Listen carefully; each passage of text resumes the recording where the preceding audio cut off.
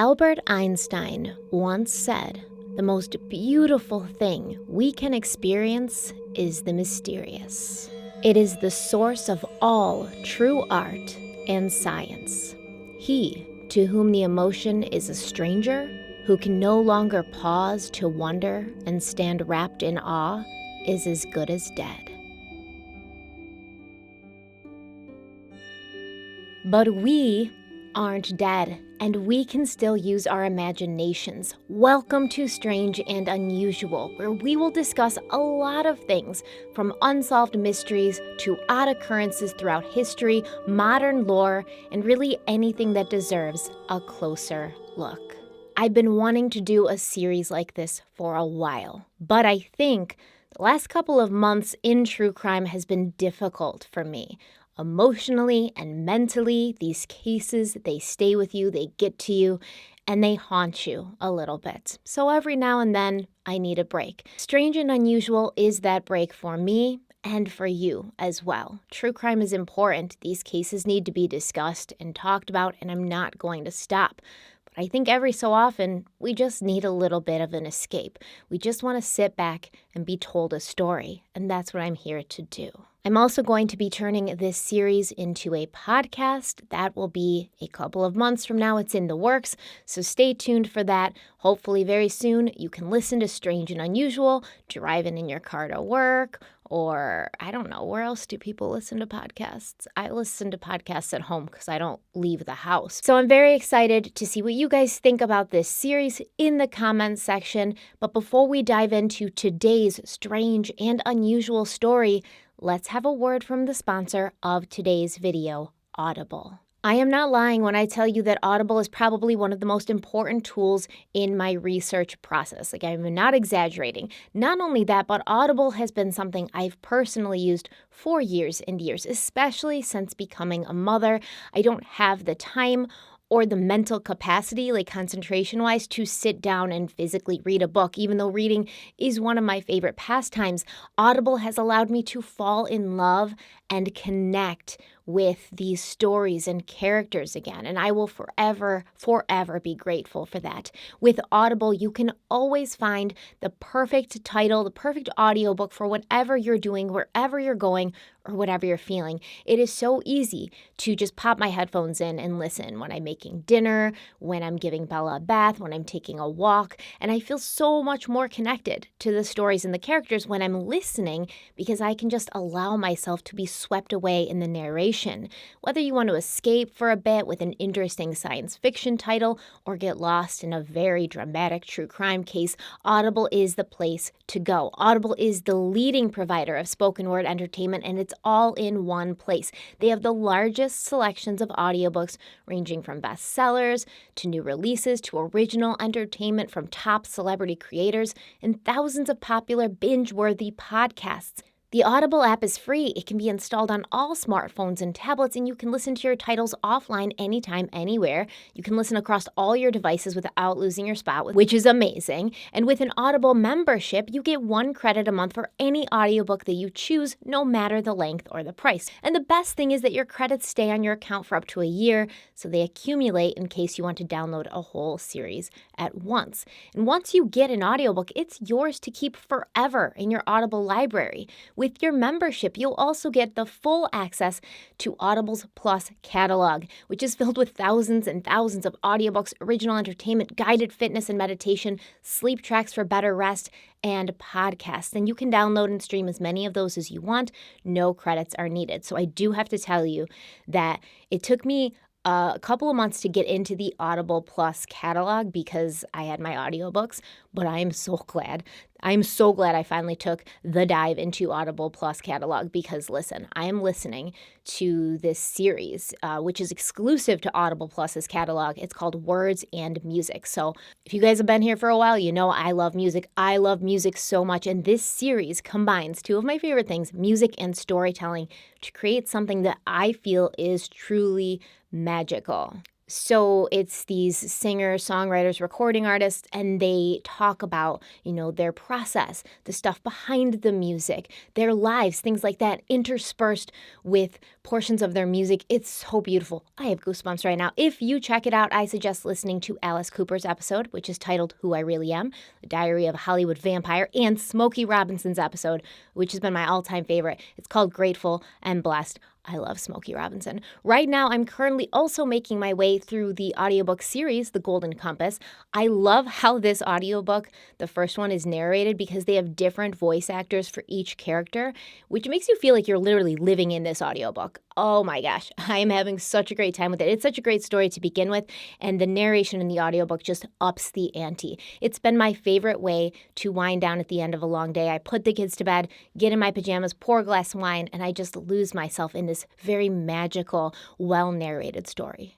So if you're not using Audible, you should be. Start listening now with your free 30-day Audible trial and get full access to thousands and thousands of all-you-can-listen-to audiobooks, original entertainment, and podcasts included in the Plus catalog. Visit audible.com/stephanieharlowe or text Stephanie Harlowe to 500-500. You've got nothing to lose and everything to gain, and I definitely suggest downloading the first book in the Golden Compass series. It's called His Dark Materials. So text Stephanie Harlowe to 500-500, get your free code, and download His Dark Materials, because trust me, it's been such a great experience listening to it. I love it. Once again, go to audible.com/Stephanie Harlowe or text Stephanie Harlowe to 500-500 to start your free 30-day trial of Audible.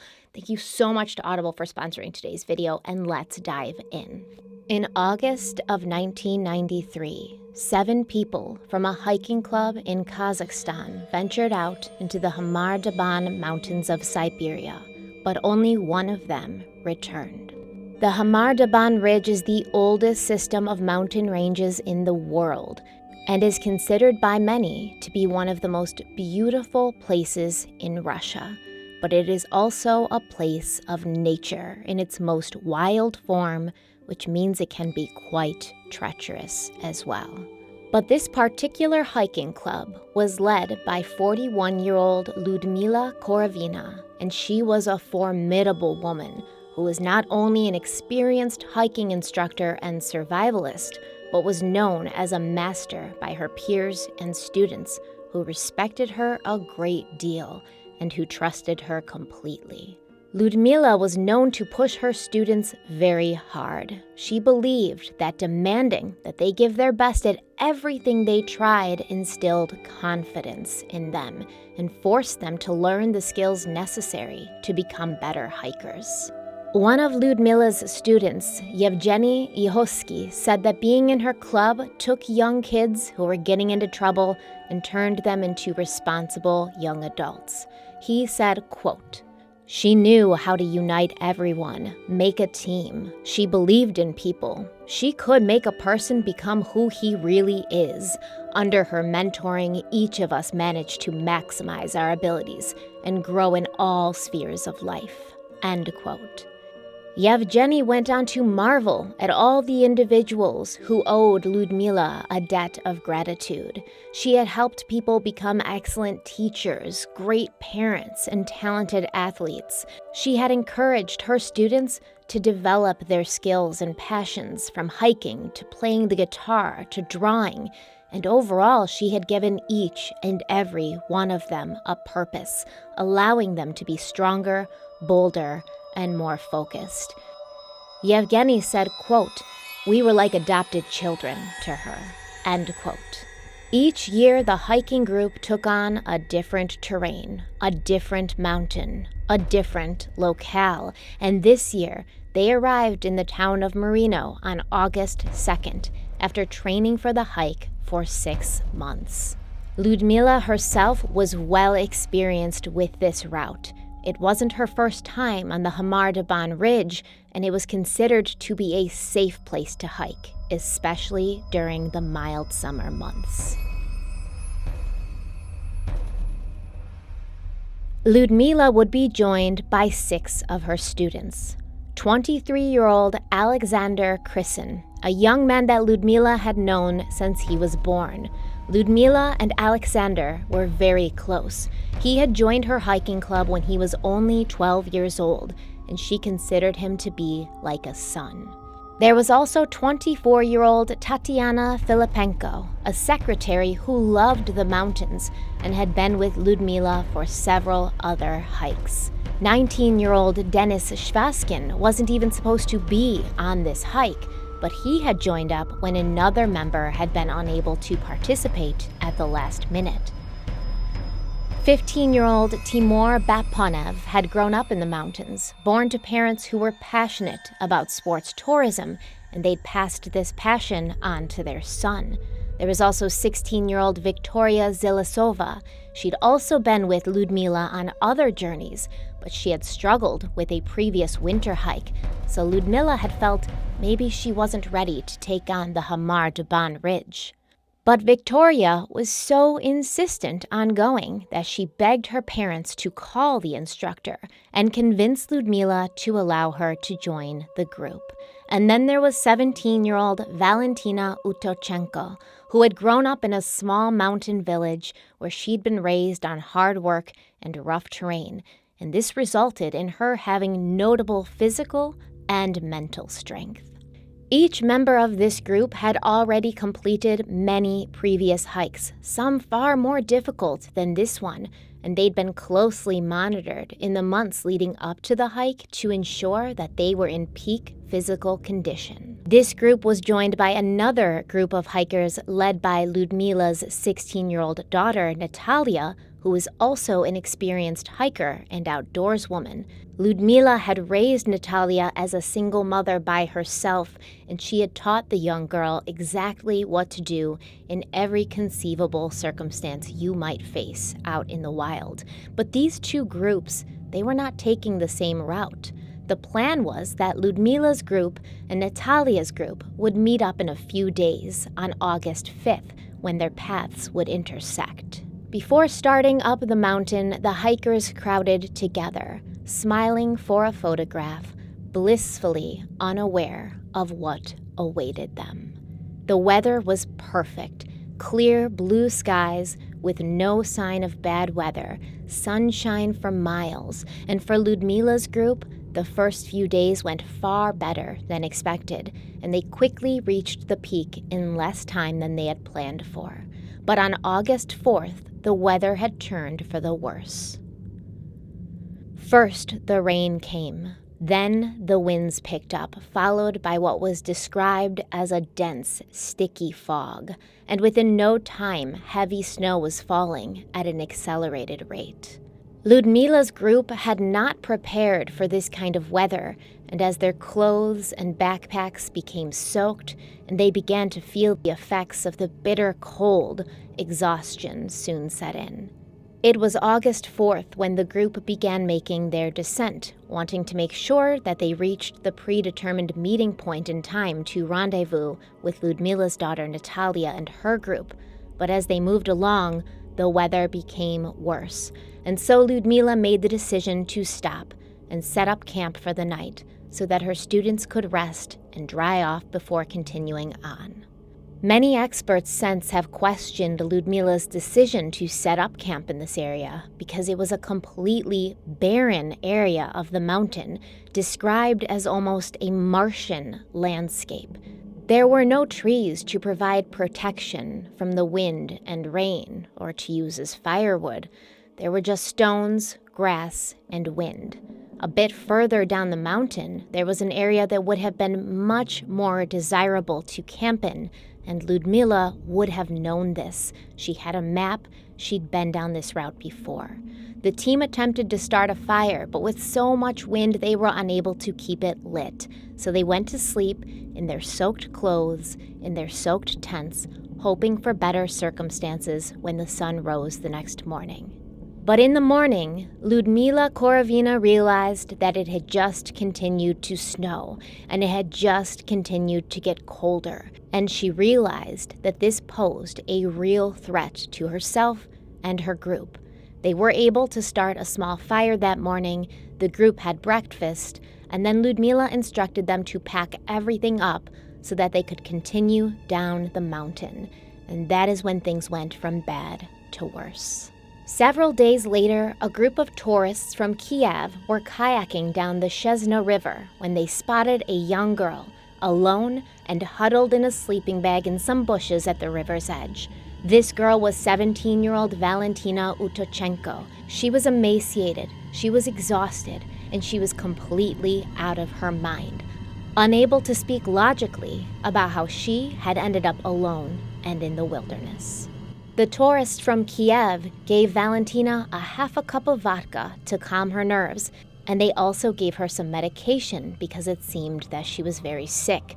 Apparently, Valentina was able to tell her rescuers some of what had happened to her as they brought her to safety. She claimed that after her group had finished their breakfast and continued on, they'd only been walking for a few minutes before they heard Alexander Kryson cry out and then begin to scream. Now remember, besides Ludmila Korovina, Alexander, who was the man she considered to be like her son, was the second oldest at 23 years old. When Ludmila and her students heard Alexander cry out, they turned to look at him, and when they turned to look at him, they saw Alexander on the ground convulsing, with blood oozing from his eyes and ears, and a white foam coming from his mouth. Ludmila ran to the aid of her young protege, instructing the others to continue on, but they didn't get far before they heard Ludmila screaming as well, and when they ran back, they found their instructor also bleeding from her eyes and ears and frothing at the mouth. According to Valentina Uttochenko, Ludmila collapsed on top of the unmoving body of Alexander. Ludmila also began convulsing until she too went still. Tatiana ran towards her friend and her teacher, but before she reached them, she grabbed at her throat, gasping for breath, clawing at it as if she thought that by tearing a hole in her throat she could breathe, and then Tatiana also fell to the ground. The others watched in horror as Tatiana then crawled to a nearby rock and began bashing her head into it before she stopped moving. At this point, Valentina claims that she tried to reason with her remaining friends. She told them that they needed to run away. They needed to get away from whatever it was that had killed their friends and their teacher and get help. But Dennis, Victoria, and Timur acted as if they were afraid of Valentina. Dennis crawled into his sleeping bag and hid behind a large rock. Victoria and Timur ran away from Valentina as if they thought she intended to harm them. They didn't get far, however, before they collapsed, clawing at their throats, throwing up blood, and attempting to rip their own clothes off. In her retelling of this story, Valentina claims she was rooted to the spot in horror. She couldn't move until she heard Dennis screaming in pain, and when she looked at him hiding behind his rock, she saw that he was convulsing and that blood was dripping from his eyes. At that point, Valentina ran away with only her book bag on her back, leaving them all behind. She claims she traveled a few kilometers down the mountain into an area of trees where the wind was not as harsh, and once there, she set up her tent and crawled into her sleeping bag where she stayed for the night alone. The next morning, which was August 6th, Valentina realized that she would need a map and more supplies if she was going to be able to get someplace safe. So having no other choice, the scared 17-year-old girl returned to the barren place where she had witnessed her friends' torturous deaths. She claims when she arrived at the area, no one had moved. Everyone was exactly where she had left them, with dried blood around their mouths and eyes and ears. So Valentina took the supplies she needed, as well as Ludmila's map, and she continued on down the mountain until she found the Angeta River. Valentina began to follow the river and camped on its banks that night. The next day, after several hours of walking, Valentina came upon an abandoned relay station where she camped for the night alone. The next morning, Valentina followed the wires from this relay station, hoping that they would lead her to some form of civilization. But all the houses that the wires were connected to ended up being abandoned as well. So she moved on until she found the Schnezia River, and she followed it downstream.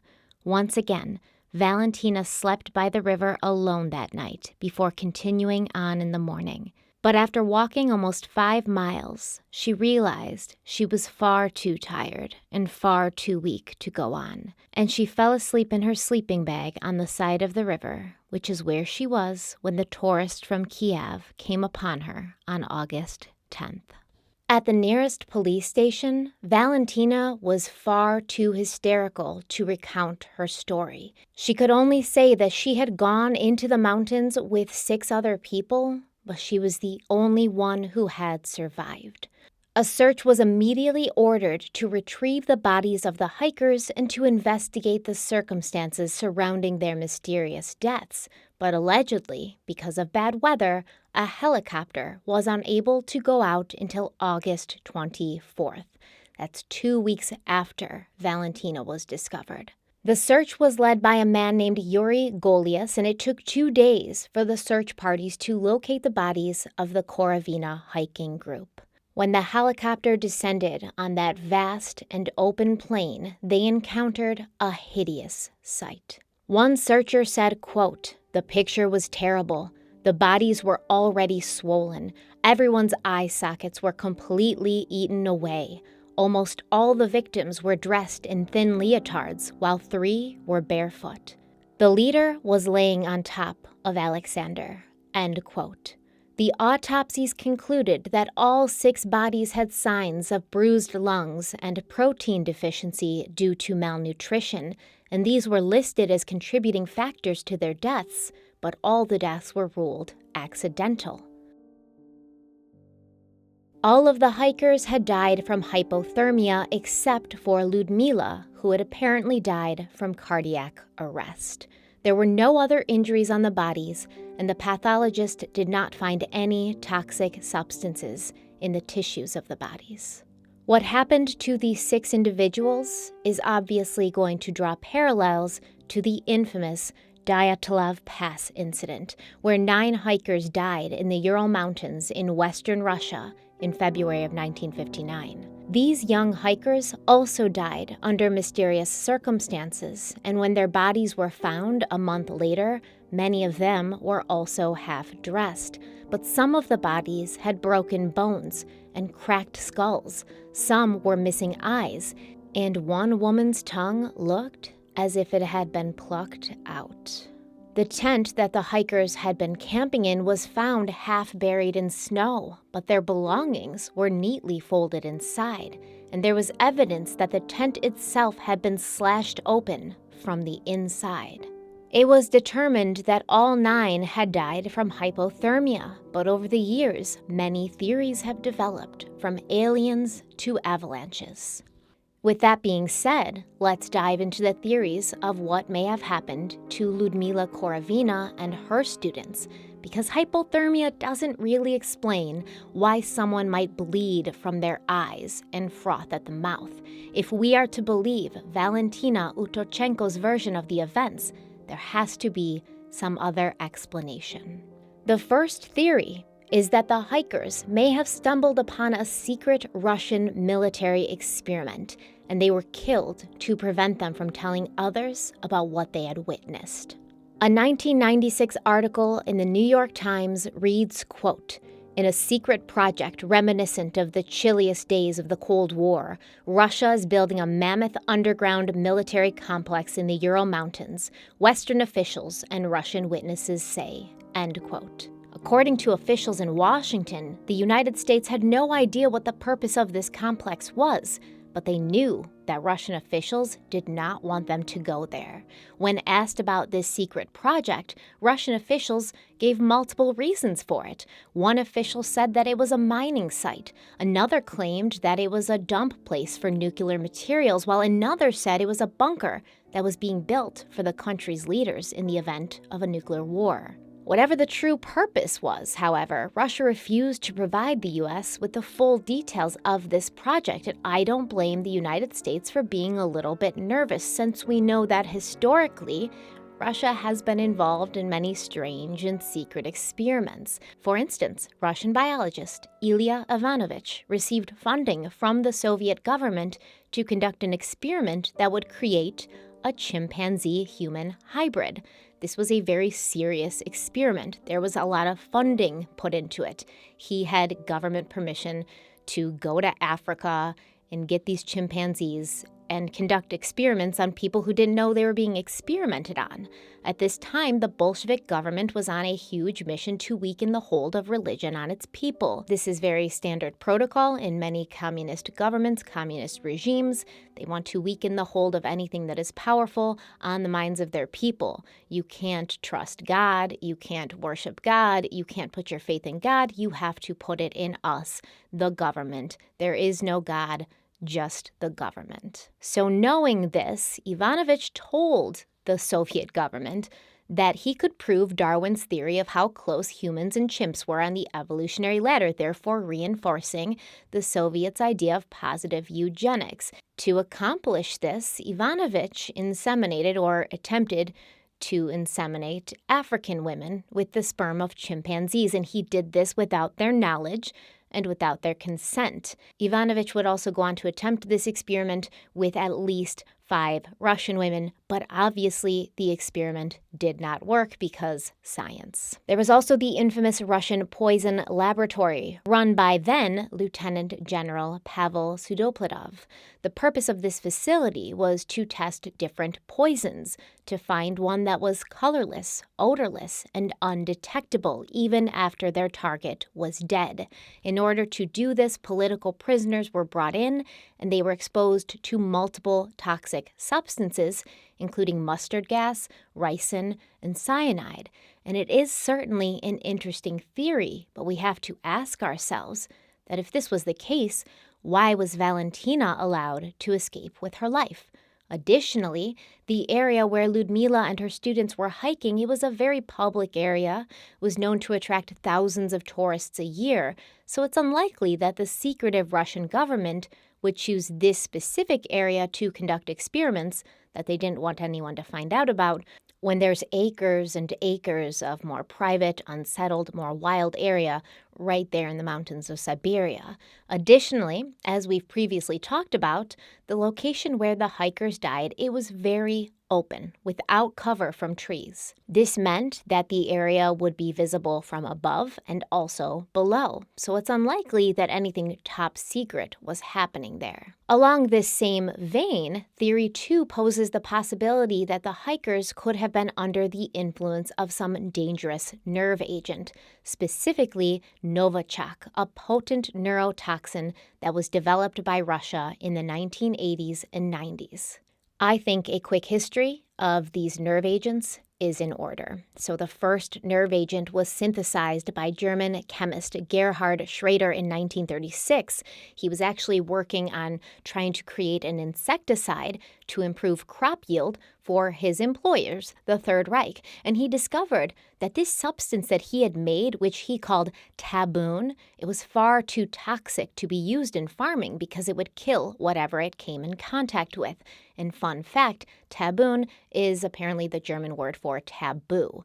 A year later, Schrader developed an even more toxic nerve agent, sarin. He would later admit that he had informed the Nazi Party about both of these substances, and both taboon and sarin were discovered in German munitions at the end of World War II, but they were allegedly never used on Germany's enemies. Some historians believe that Germany never used these substances because Hitler himself had been exposed to chemical warfare during World War I, and he was adverse to using these tactics in battle. Others believe that Hitler was scared by the warning of Winston Churchill, who'd been clear that the use of chemical or biological weapons would be met with a swift and strong response. However, it is far more likely that Germany felt that if they had discovered these nerve agents, other countries had as well, and if Germany decided to use them, then the toxins would be used against them. I think that is the far more plausible explanation. I don't see Hitler being the kind of person who's like, do unto others as you would want done to you. You know, Hitler's not going to be like, I thought that this biological warfare was very unpleasant during World War I, so I don't want to use it on the people that I hate and who are trying to stop me from my world domination mission. I don't want to use it on them. Like, that's not fair. I also don't take Hitler as the kind of guy who would have been threatened by Winston Churchill or really anybody else. You know, Hitler seems more like the kind of guy who would get a very severe and serious threat and be like, challenge accepted. So it makes far more sense that Hitler and the Nazis and Germany, in the ultimate form of self-preservation, said, hey, if we use this, then the other countries who also have this technology are going to use it against us, and we don't want that. Luckily, the Nazis didn't know that they were the only ones who actually did have this technology at that time. But after World War II, the United Kingdom, the United States, and the Soviet Union gained access to Nazi research and technology, and these countries even employed German scientists who then passed on this information. These other countries then began doing their own research into the potential use of toxic nerve agents, and they discovered that both taboon and sarin had their limitations. These chemicals would break down when they came into contact with water. They would evaporate very quickly, so there was a push to develop similar substances that would be longer lasting. This led to the development of VX-type nerve agents in the UK during the 1950s. VX-type agents are oily in texture, and they're slower to evaporate. They're also much stronger than taboon or sarin. And that brings us to Novichok, a potent neurotoxin developed by the Soviet Union, which is 10 times more deadly than VX agents and 20 times more deadly than sarin. According to the New York Times, Novichok causes muscle spasms that can stop the heart. It can also cause fluid buildup in the lungs and various other issues. Novichok operates by inhibiting the ACHE enzyme, and this enzyme is found in various parts of the body, but specifically and most importantly at the junction between nerves and muscles. Inhibition of this enzyme sends the muscles of the body into convulsions until they can no longer function normally. Respiratory paralysis is common in severe cases of poisoning, and the resulting lack of oxygen can cause critical damage to the heart and lungs. Additionally, Novichok can poison a person in various ways, through inhalation, through ingestion, even through the skin, just by touching something that has the agent on it. And it is often untraceable in an autopsy, usually leading the pathologist to believe that the victim died from cardiac arrest. Now, allegedly, Russia claims to have stopped creating Novichok in 1993. That's the same year that Lyudmila and her students died in the mountains of Siberia. However, the world became aware of the substance in 2018 after Sergei Skripal, a former Russian spy living in the UK, was found unconscious in a Salisbury park. His condition may have been written off. They may have said, oh, he's older, he's got asthma, he's having heart problems, etc., except that his young daughter Julia was having the exact same symptoms. British intelligence agencies claimed to have identified the substance that had poisoned Sergei and Julia as Novichok, and they accused Russia of attempting to kill the man who had once worked for them before he turned double agent. A UK dossier claims that they had evidence of Russia testing the substance on door handles. Now, obviously, Vladimir Putin was outraged by the accusation, and he claimed that Russia had destroyed all of its chemical weapons. Sergei and Julia did receive treatment. They did survive, as did a police officer who had been exposed when he was in their home investigating, but apparently the poison had been placed in a perfume bottle for transport, and a woman named Dawn Sturgis had sprayed herself with the bottle, and she sadly did not survive. A writer named Natasha Mullins wrote an article for Medium.com exploring this theory and putting forth her own. She claims that Novichok was reportedly tested in areas near the Hamar-Daban region, and she believes that the weather during the hikers' travels could have played a very important role in their deaths.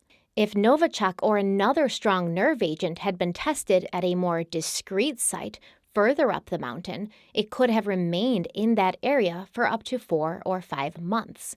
She writes, quote, "The rain could have washed a strong nerve agent down to the hill.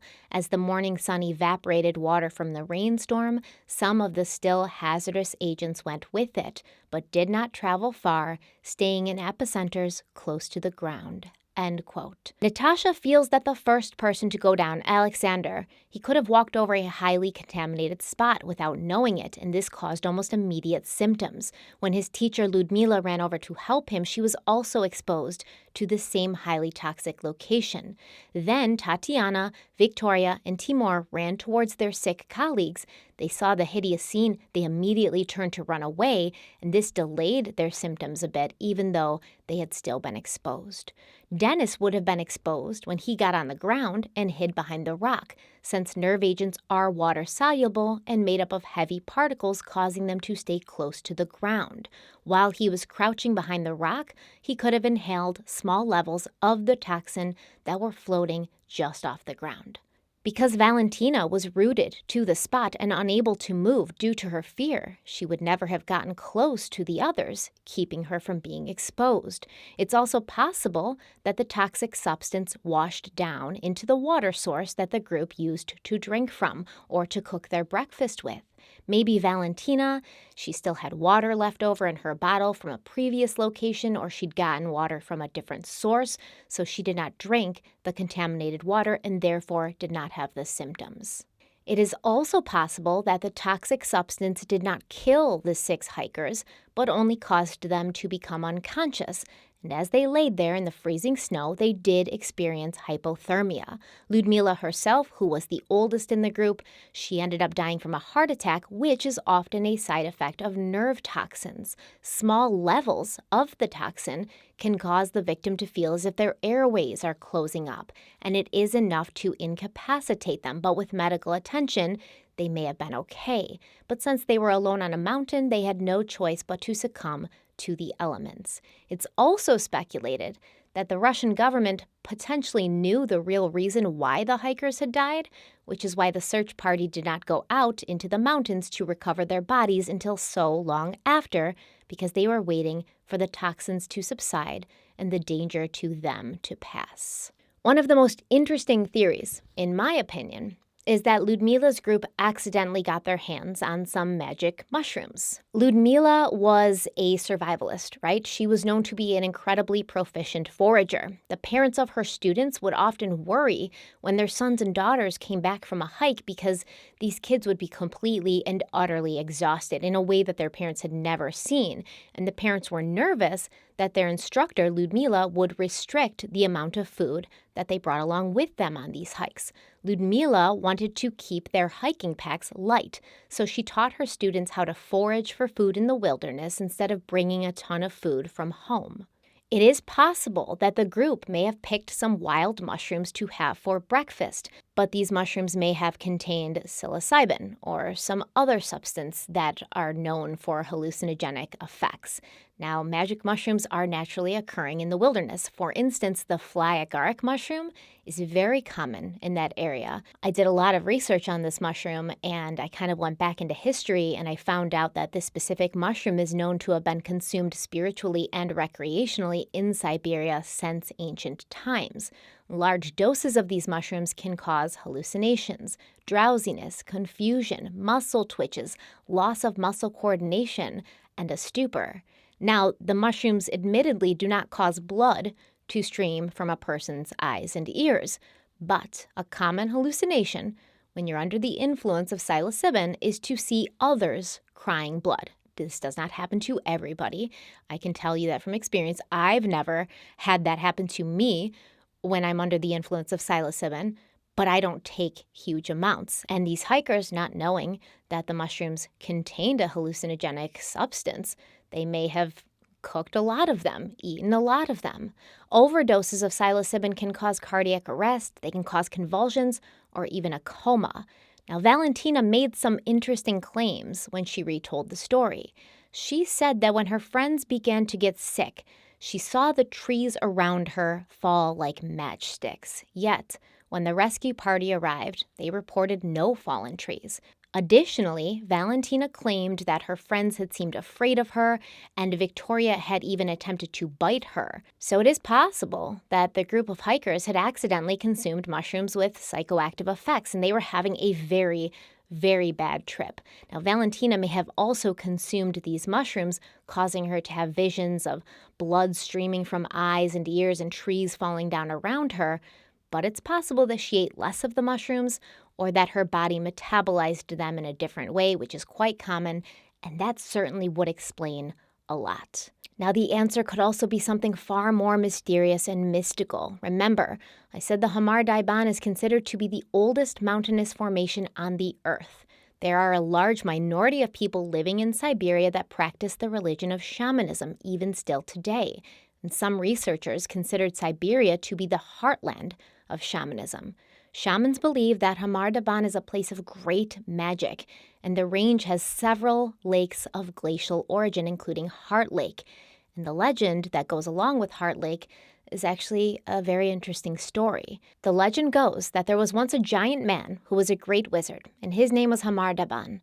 When it was time for him to get married, he chose the beautiful young daughter of the owner of the Mangi forest. But as it turned out, this young woman was only after Hamar Daban's wealth and power, which he was willing to give to her because his love for her was so great and so deep. But at the last moment, the blushing bride-to-be changed her mind, and she decided to become one of the many wives of Bako, who she believed to be more wealthy and more powerful. Completely despondent, Hamar Daban tore his own heart from his chest and threw it into the ground, forming a large pit shaped like a heart, which would become Heart Lake. Many locals believed that the natural beauty of this place is sacred. Some people even believe that the world started from this area. And local residents as well as local shamans believe that hikers should be performing certain rituals before venturing out into the mountains in order to appease the local spirits. In the weeks leading up to that fateful trip, some locals began reporting animals in the area that were acting strangely. They claimed that they were encountering deer that did not run away as they were approached. The deer seemed to have no fear to humans.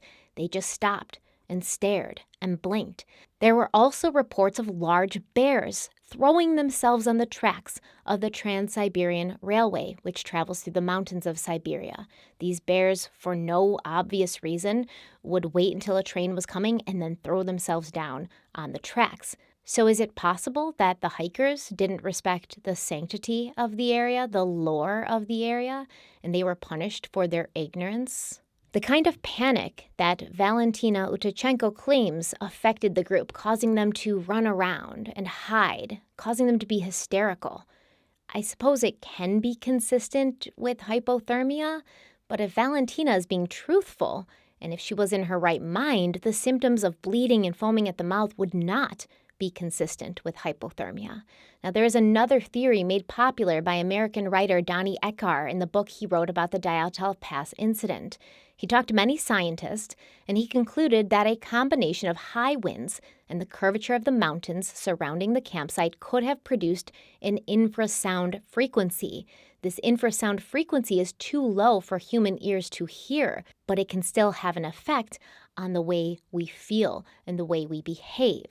Infrasound can result from severe weather, avalanches, tornadoes, earthquakes, and volcanoes, and some animals are thought to be able to perceive the infrasonic waves going through the earth, and this gives them early warning of an impending natural disaster. When the rescue team descended on the spot where the hikers had died, they reported seeing no animals. They didn't even hear any bird song.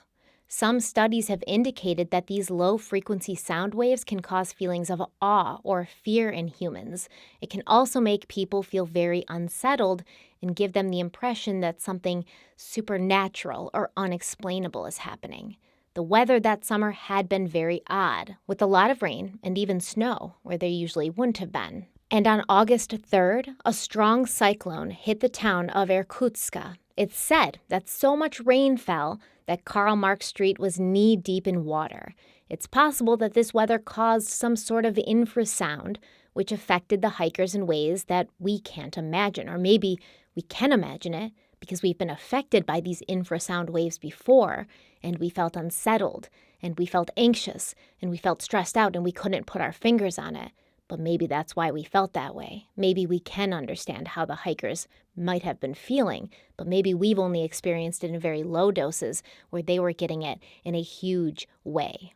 Now, there's also a theory that these hikers may have died from altitude sickness. Altitude sickness, also called mountain sickness, has many different symptoms: headache, dizziness, nausea, vomiting, fatigue, loss of energy, shortness of breath, problems with sleep, and a loss of appetite. And you can be in danger of this anytime you're over 8,000 feet in altitude. The only problem is Ludmila and her hiking group were never over 8,000 feet in altitude. In fact, the trail they had taken, the hike they had gone on, it was considered to be a medium difficulty hike. It wasn't even anything that was challenging, or not at least challenging to these very experienced hikers. Many tourists came and took this same hike all the time. Now, they did camp out in this place that many experts believed they shouldn't have camped out in. They should have kept going downhill to find an area of greater cover, and people aren't sure why Ludmila didn't do that.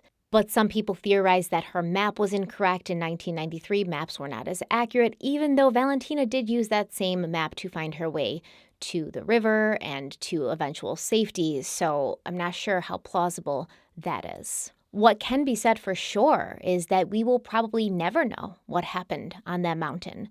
The only survivor, Valentina Utochenko, claims that the incident was so traumatic that she never wants to speak of it, even decades later. It is interesting to wonder exactly what she witnessed out there. Valentina has never gone into great detail, never given her speculation on what she believes happened, so it's not out of the realm of possibility that she's never told the full story to anyone, and she probably never will. But now it's time for you to tell me what you think about this strange and unusual story.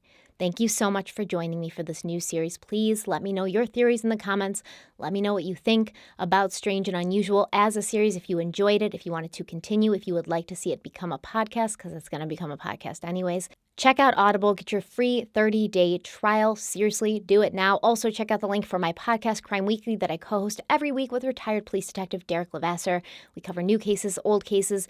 We have multi-parters, deep dives, etc. And follow me on social media, Twitter, Instagram. Links are in the description box. Before we go, however, I want to give a shout out to a couple Patreons and read a few comments from the previous video, which was Harmony Montgomery, which is really Harmony's case. Harmony's video was one of the reasons that I felt I needed a little break from true crime for this week. But Bailey Wright said, I only made it in 15 minutes and I am throwing shit. What in the actual F?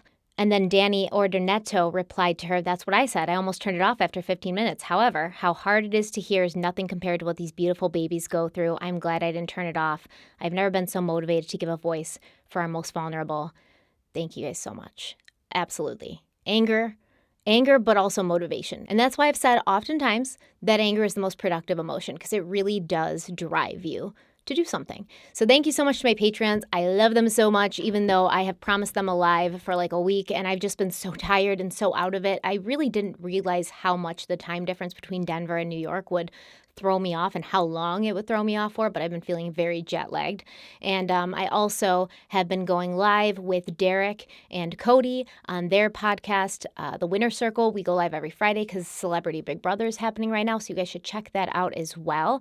We talk about Celebrity Big Brother. We've got a draft going to see who's going to win, and we have a good time on Friday night. It's a nice way to end the week, but it's been really cutting down on my time to go live. So I believe I'm going to go live for my Patreons for like an hour, and then I'll open it up to the public after that, because I have a lot of listener mail and subscriber mail to open and go through. And I've been waiting to do that until we could go live and you guys could see me open it and we can discuss it and sort of chat. So keep a lookout for that. I'll post something in my community page if I do go live.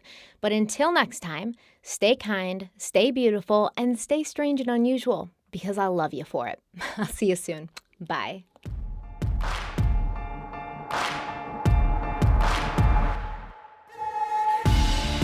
Well, the levee don't break now, and the bottle's going straight down, and that river runs deep, the mountains get steep, and the voices getting too loud. All these feelings I've buried,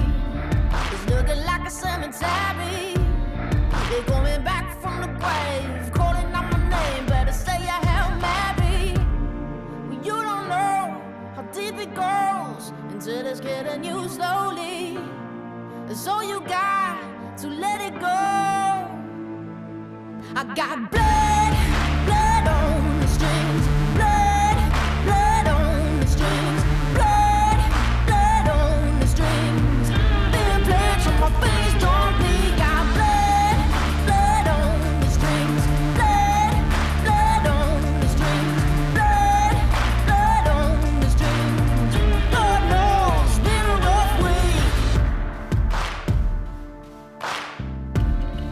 Well, channeling my son house, 'cause I got